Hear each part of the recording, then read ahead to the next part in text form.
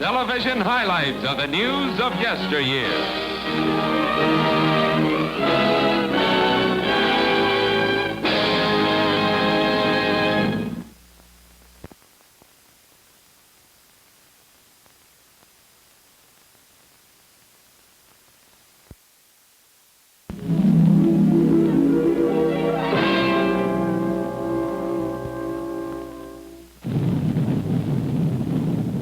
A for atom, B for bomb. Flowering from smooth waters of the lagoon at Bikini, bursting with beautiful symmetry into Pacific skies, this is man's lofty monument to death and destruction. Fifth blast of the fantastic Jekyll and Hyde of science, the atom bomb. Famed Madame Curie of France opens the way with experiments and discoveries of the hidden mysteries and marvels of rare element called radium.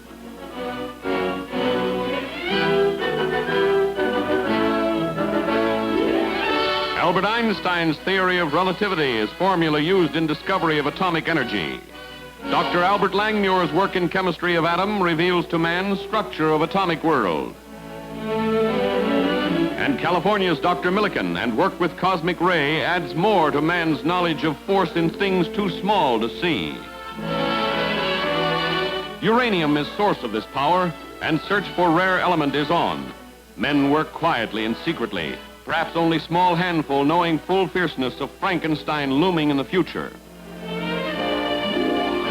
Then at Oak Ridge, Tennessee, mysterious work of Manhattan Project creeps tediously through months and months of research and experiment, trial and error, world's most guarded secret. There are not even whispers of wonders of this strange new realm of cyclotrons, neutrons, and electrons, smashed atoms, hidden secret invisible energy unlocked by synthetic lightning.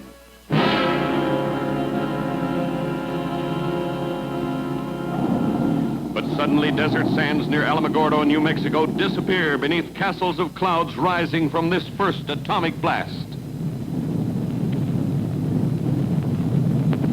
And far away in warring Japan, this is busy metropolis the Japanese call Hiroshima. Before the blast,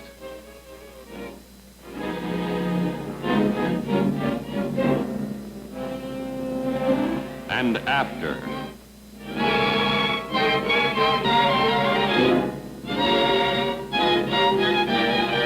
Then, July 25th, 1946, Lagoon of Bikini Atoll, ships of bomb-blasted Japan lie at last anchor beside outmoded vessels of victorious America and defeated Germany, with landing ship 60 at core of coming catastrophe. Fifth atom bomb lies immobile in still waters till the silent signal, and then this.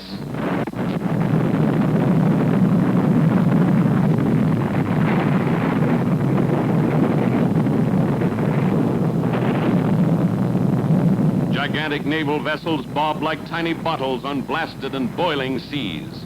Mile-high cloud of deadly radioactive mist rolls over the target fleet, a tidal wave of death beyond man's wildest, most fantastic dreams of annihilation. This is atomic energy's potent power of doom. But burst atoms have healing power, too. Among leaders of man's far-reaching plans to turn atoms' destructive force toward peace is David Lilienthal. Once rigged for death, tools of Oak Ridge are now equipment of gigantic atomic apothecary. In midst of death-dealing radioactivity, atomic power is being tested and harnessed to fight man's battle against sickness and disease. Humanity's most vicious weapon of war is being remolded, as once again men return from war to beat their swords into plowshares. Power that stopped war between nations holds promise of better living for all men everywhere.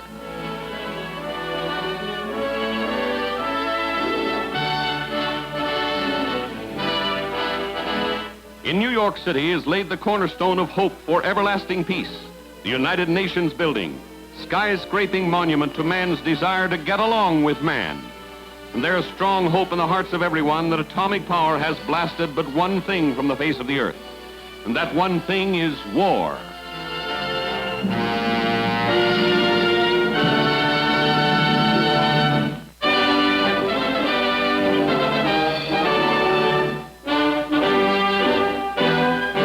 Little Prince Michael of Romania, just recently recovered from an extended and serious illness, leaves his Bucharest palace May 10, 1931. Little Boy was twice his country's king, first crowned at age of 6, then abdicating in favor of King Carol, only to regain throne upon Carol's abdication. Prince Nicholas, Boy King's uncle, salutes his royal nephew as Michael, now mere prince between stints as monarch, reviews his nation's troops. Though pale from his illness, little Prince is obviously getting normal boyish pleasure from pomp and pageantry of celebration.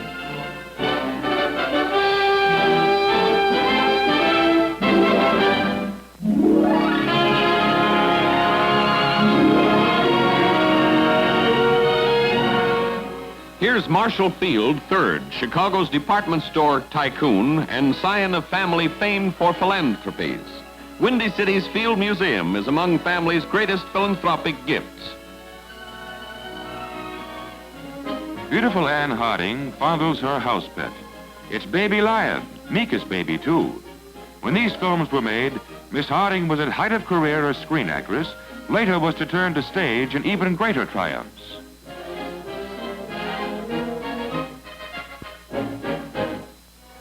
On board ship, here's Sergei Rachmaninoff, Russian pianist-composer, writer of exciting Prelude in C-sharp minor, which made him famous overnight.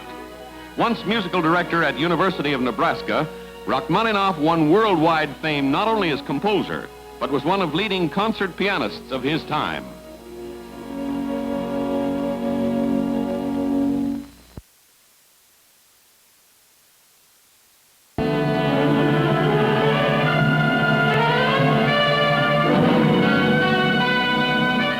It's 15th of November, 1924, and in Jersey City, New Jersey, explosion in chemical plant results in this boiling cauldron of fire and smoke.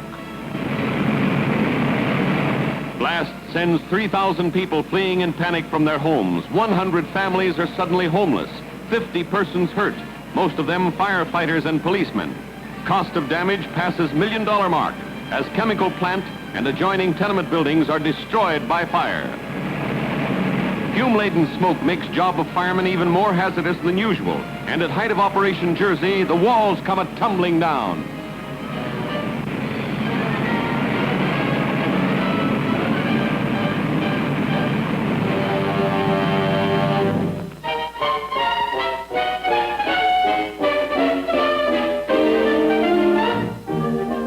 The death of Literary Digest. It's September 1924, and RJ Cudahy, Literary Digest publisher, launching magazines full of voters who will cast their ballots in 1928 presidential election between Calvin Coolidge, Republican, and Democratic nominee John W. Davis. Millions of postcard ballots go out to Americans of voting age. Result of poll this year is accurate to within 2%. Again in 1928, with Republican Herbert Clark Hoover running against Al Smith, the happy warrior, Literary Digest poll is but small fraction off the actual vote. It's gigantic effort involving hundreds of Digest workers and thousands of working hours. With rapidity chief requirement, only the expert and experienced need apply. Latest calculating and sorting machines are used, so tremendous is this job of predicting how 40 to 60 million Americans will vote not only for presidents, but special issues too. Literary Digest sends and receives such great volume of mail that it has its own post office and staff of postal clerks. But then, things go wrong. Magazine polls voters as balloting on 1932 Hoover-Roosevelt race. Certified results show that America still wants a Republican in the White House, predicts victory for Herbert Hoover. But when nation votes in November, Franklin Roosevelt wins. And Literary Digest closes and collapses, lock, stock, and poll.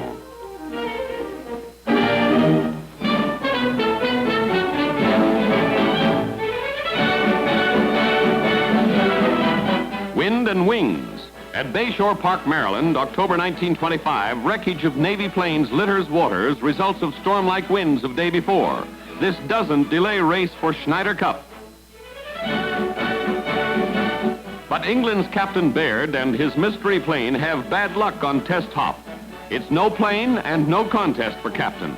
He's on sidelines as race begins, with ships taxiing into bay at 5-minute intervals. For seaplanes only, race is expected to create new world's record with some of aviation's best pilots at controls of ships.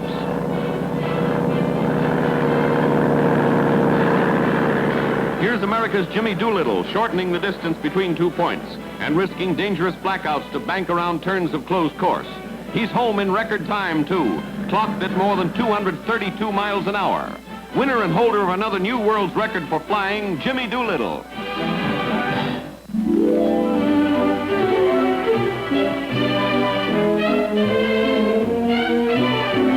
Good grief, it's golf. And these golfing girls are dressed in height of 1920 fashion, when style hit a new low. In cloche hat, white sweater, plaid skirt, and matching hat band, she's really sporty. And two-tone shoes are a must. And here's what the well-dressed golf professional wore to class back in 1920.